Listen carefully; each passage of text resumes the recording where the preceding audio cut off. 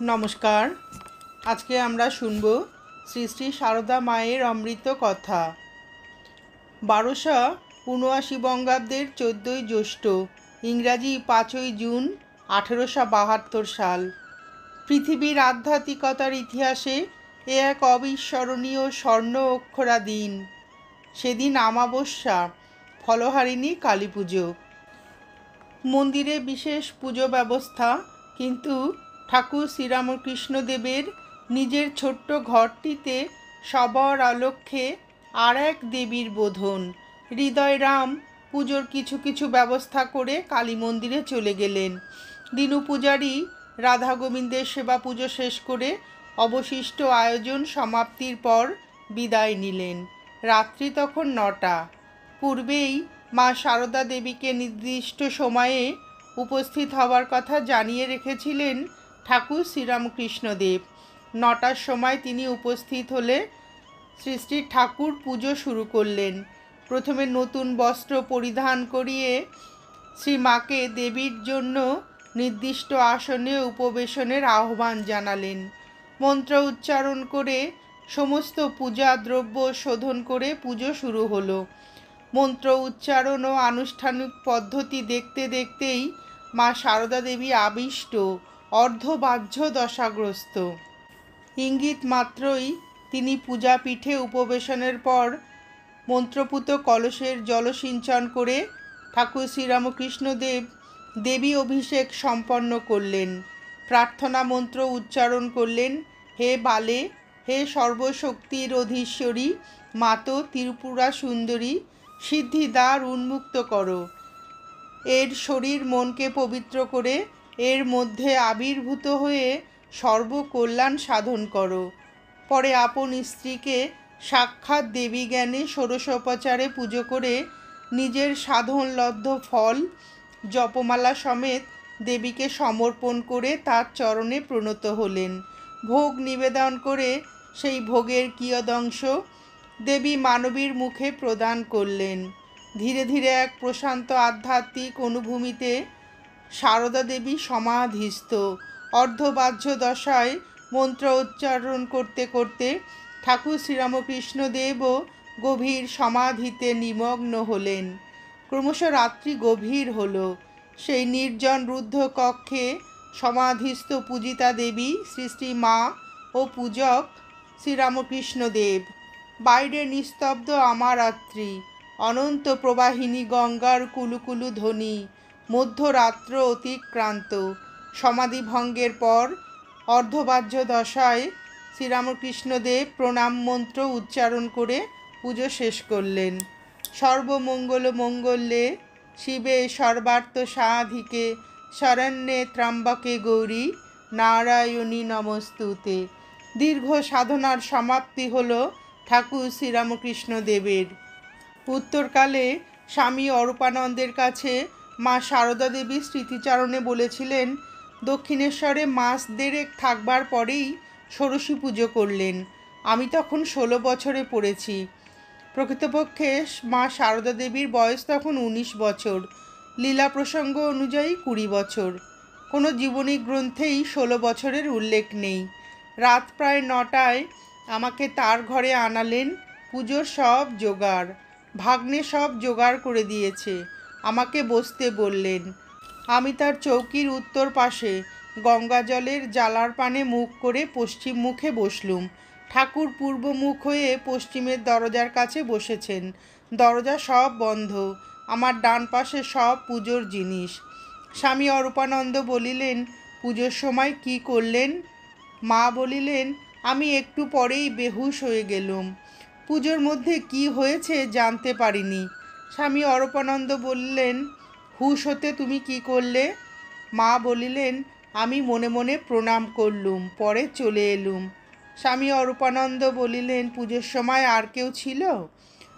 মা বলিলেন, দিনু বলে একটি ছেলে, আমার ভাসুরপো হয়, মুকুন্দপুরের জ্ঞাতির ছেলে, ঠাকুরের কাছে থাকতো। তিনি খুব ভালোবাসতেন। সে সব ফুল বেলপাতা জোগাড় করে এনে দিতে লাগলো। হৃদয় সব ঠিকঠাক করে দিল। পুজোর সময় আর কেউ ছিল না, একা তিনি ছিলেন। পুজোর শেষাশেষি হৃদয় এসেছিল।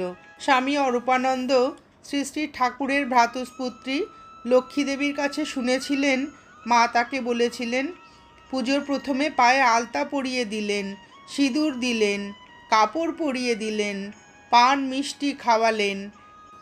কাপড় পরাবার কথায় লক্ষ্মীদেবী প্রশ্ন করেছিলেন, তুমি তো অত লজ্জা করো, কাপড় কি করে পরালেন গো?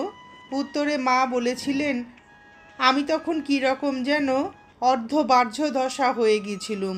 স্বামী জ্ঞানানন্দের কাছেও মা এই ঘটনার বর্ণনা দিয়েছেন।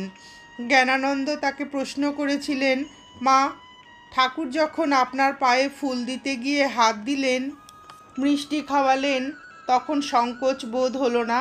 উত্তরে শ্রীমা বলেছিলেন, না, আমি তখন সব দেখেছি বটে, কিন্তু কিছু বলতে কইতে ইচ্ছা ছিল না। 1873 খ্রিস্টাব্দের মধ্যভাগে প্রথম দিকে মা সারদা দেবী অসুস্থ হয়ে পড়লেন। শম্ভুনাথ মল্লিক সেকালের বিশিষ্ট চিকিৎসক প্রসাদবাবুকে দিয়ে তার চিকিৎসার ব্যবস্থা করালেন, কিন্তু তাতে বিশেষ ফল পাওয়া গেল না। অগত্যা তিনি দক্ষিণেশ্বর ত্যাগ করে প্রথমে কামারপুকুর ও পরে জয়রামবাটি ফিরে গেলেন। 1874 খ্রিস্টাব্দের 26শে মার্চ সারদা দেবীর পিতা রামচন্দ্র পরলোক গমন করেন। তার মাত্র কয়েক মাস আগে 27শে অগ্রহায়ণ 1280 বঙ্গাব্দ শ্রীরামকৃষ্ণের মধ্যম ভ্রাতা রামেশ্বরের মৃত্যু হয়। এই দুটি মৃত্যুর ঘটনা তার মানসিক শান্তি বিশেষভাবে বিঘ্নিত করে। শান্তি লাভের আশায় এপ্রিল মাসে তিনি দ্বিতীয়বার দক্ষিণেশ্বরে আসেন। রামচন্দ্রের মৃত্যুর পর শ্যামাসুন্দরীর অবস্থা শোচনীয় হয়ে দাঁড়ায়। ছেলেরা তখনও নাবালক। পড়াশুনোর জন্য তাদের বিভিন্ন আত্মীয় বা অনাত্মীয় ব্যক্তির আশ্রয় গ্রহণ করতে হয়। শ্যামাসুন্দরী দেবী অন্যের ধান ঢেকিতে কুটে তার পারিশ্রমিকের বিনিময়ে কায়িক ক্লেশে সংসার পরিচালনা করতে থাকেন। মায়ের ব্যয়ভার লাঘব করবার জন্যই শ্রীমা সারদা দেবী দক্ষিণেশ্বরে ফিরে আসেন। দক্ষিণেশ্বরের জলবায়ু তখন অতি নিকৃষ্ট। বর্ষায় উদারময়, আমাশায় প্রভৃতি নানাবিধ জলবাহিত রোগের প্রাদুর্ভাব ঘটে এবং শ্রীমাও আমাশা রোগে আক্রান্ত হলেন।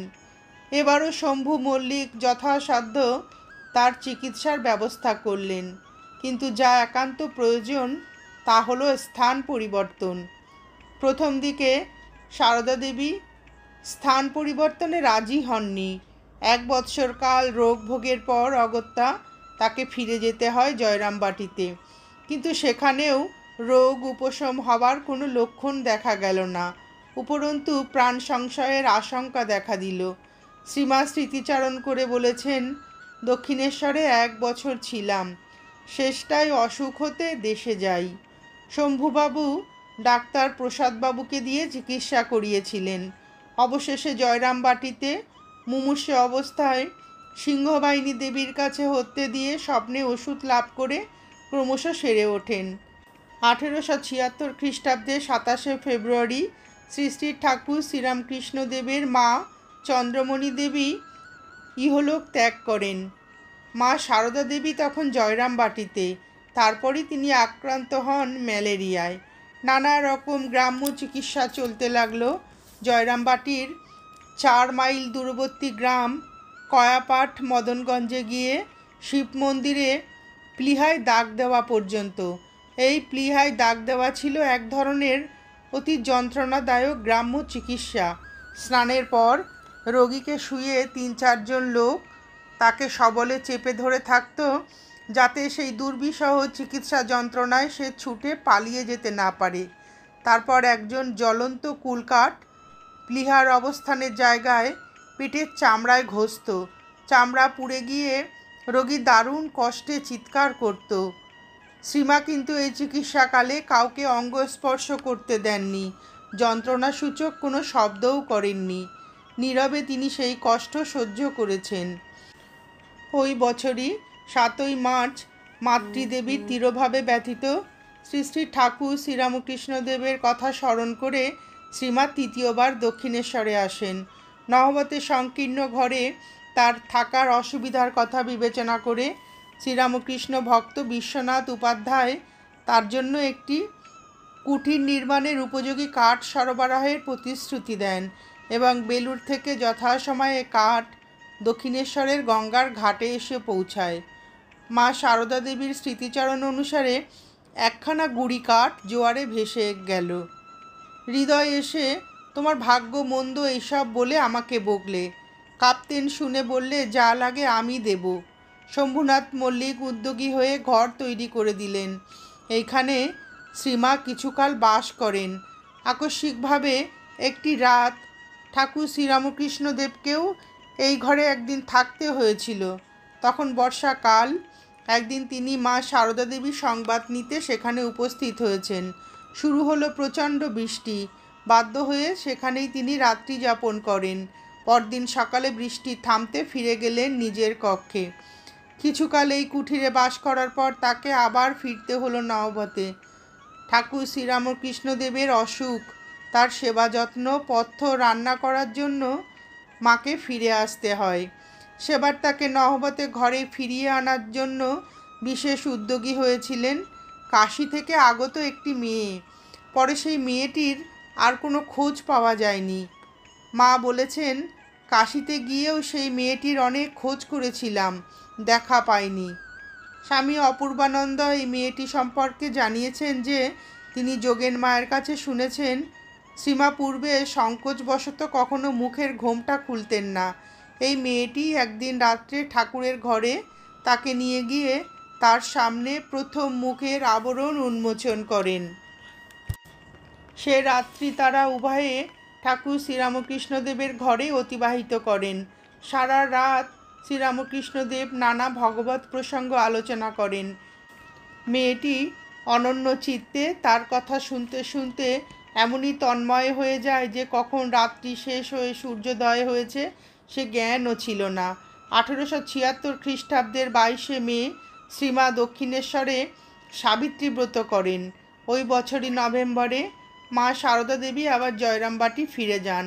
1877 খ্রিস্টাব্দে সারদা জননী শ্যামা সুন্দরী দেবী জয়রামবাটিতে নিজ গৃহে জগদ্ধাত্রী পুজো করেন এবং শ্রীমা তাতে অংশগ্রহণ করেছিলেন। এই পুজোর সূত্রপাতের সঙ্গে একটি অলৌকিক কাহিনী প্রচলিত। গ্রামের নিয়ম অনুযায়ী প্রতিবেশের বাড়িতে কালী পুজোর সময় প্রত্যেক গৃহ থেকে চাল সংগ্রহ করা হতো। এই চাল দেওয়ার সঙ্গে মর্যাদার প্রশ্ন জড়িয়েছিল।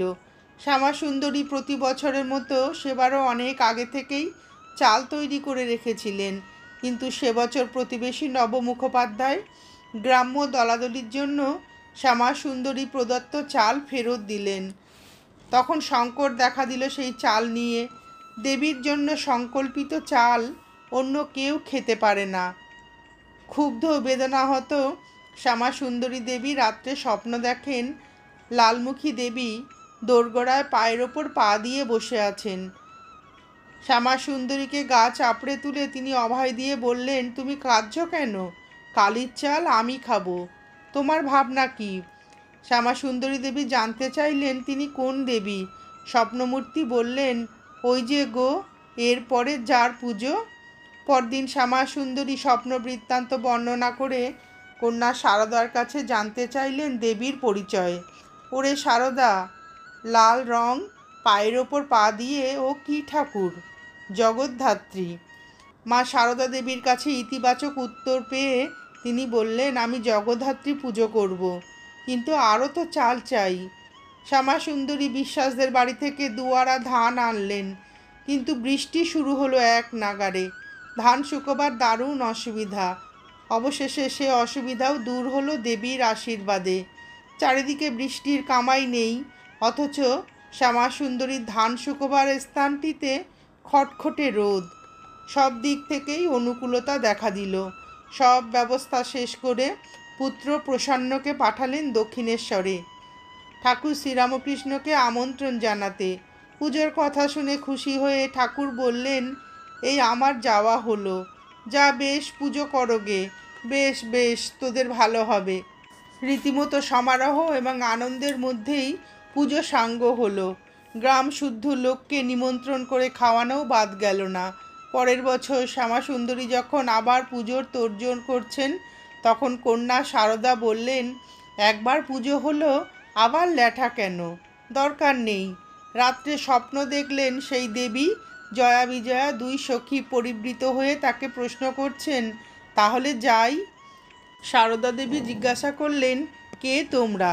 স্বপ্নমূর্তি জবাব দিলেন, আমি জগদ্ধাত্রী। এই ঘটনা পরে উল্লেখ করে শ্রীমা বলেছিলেন, বললুম, না মা, তোমরা কোথায় যাবে? তোমরা থাকো, তোমাদের যেতে বলি নাই। সেই থেকে বরাবর জগদ্ধাত্রী পুজোর সময় এখানে মানে জয়রামবাটিতে আসি। বাসন টাসন মাজতে হয় কি না? তখন তার আমাদের সংসারে লোকজন বেশি ছিল না, বাসন মাজতে আসতুম। তারপরে যোগিন স্বামী যোগানন্দ সব কাঠের বাসন করে দিলে, বললে, মা, আর তোমায় বাসন মাজতে হবে না। জগদ্ধাত্রী পুজোর জমিও করে দিলে।